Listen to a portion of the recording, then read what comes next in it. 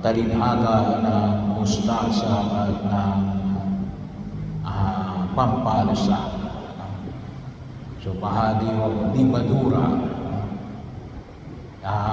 pagkakataon na kung saan ay pinamamanig sa atin ng buong may kapal, na ang paghahari ng Diyos ay dahan-dahan. Start small. Nung panahon lang talaga ako ng pandemya, tsaka lang ako nakakita talaga ng butil ng mustasa. Kasi nauso roon ang plantito at plantita. Nakapagtanim mo ako ng panahon ng pandemya. Kaya kitang-kita ko yung kung gaano kaliit yung butil ng mustasa. Dito sinabi na parang punong kahoy, pero yung mustasa hindi naman talaga punong kahoy, pero ibig sabihin, in relation doon sa uri o laki ng butil, ay napakalaki ng inilaki noong tinatawag nating halaman mula sa napakaliit na butil. Sabi ko nga sa inyo, mas maliit pa ito sa mundo. Siguro ay ilang piraso ang mailalagay sa laki ng munggo.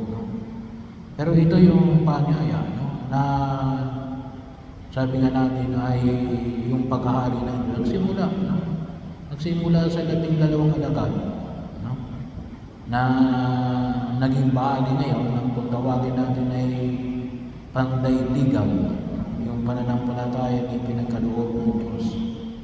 Yung ikalawa naman ay yung pampaalsa. Siguro hindi pa sa inyo nagbibig. Nakasubok din ako magmasa na nakapag-aral din mag-baking. So bahagi yun.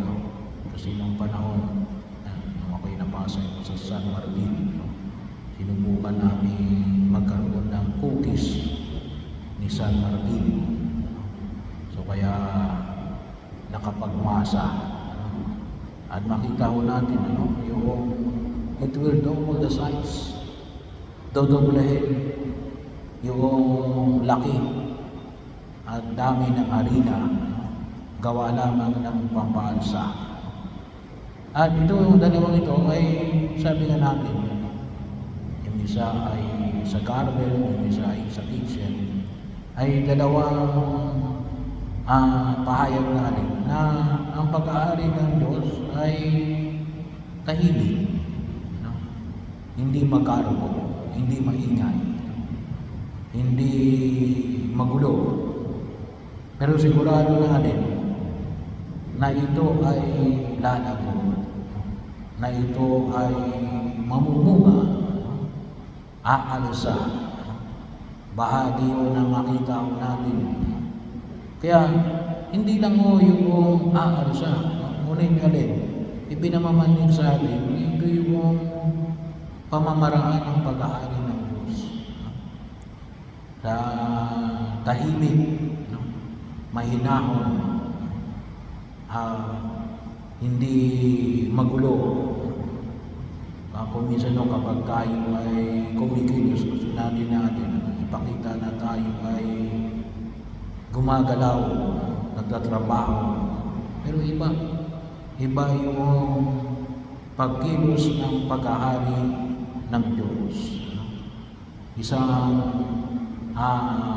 tahimik at mahinahon na pamamaraan. Pero ipinapahayag nito natin, sigurado natin na ito ay lalago, mamumunga, magbibigay ng epekto sa ating pagkilos, lalong-lalo na sa ating pakipag-ugnayan sa Diyos at sa kapwa. As long as, sabi nga natin, seek ye first the kingdom of God, hanapin natin yung pag-aari ng Diyos. At nawa, makita natin yung karunungan. Sabi nga natin yung talinhaga, yung pamamaraan na ginamit na Jesus. Estilo yun. na nais niya ipaiwati o mensahe niya. Pwede ito ay magpahayag o magtago. Kasi sabi nga ni Jesus din ay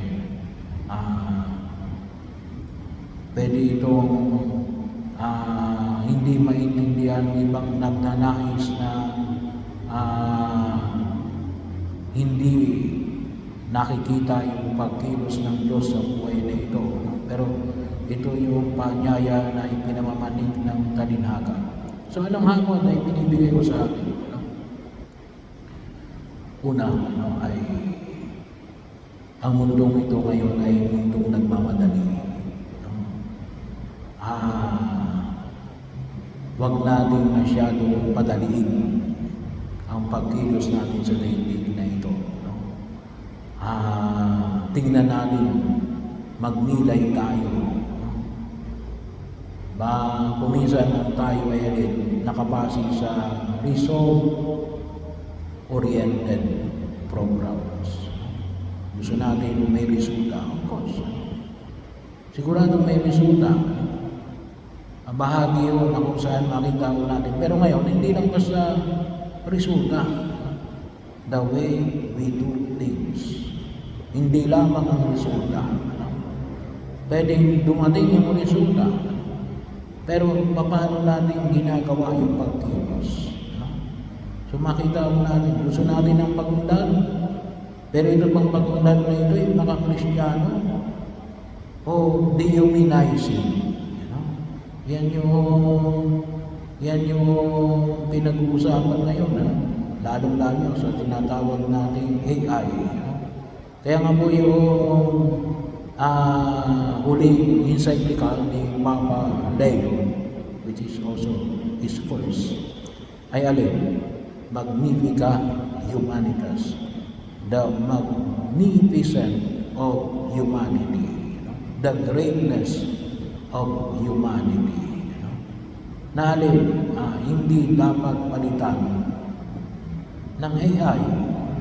At isa na rito yung tinatawag natin yung pagiging mahinaon, dahan-dahan na pagkilos na sa daigdig na ito.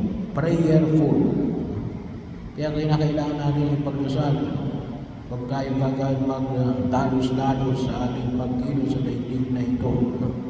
Kaya idulog natin sa harapan ng may kapal. Gusto natin makamit ng isang bagay.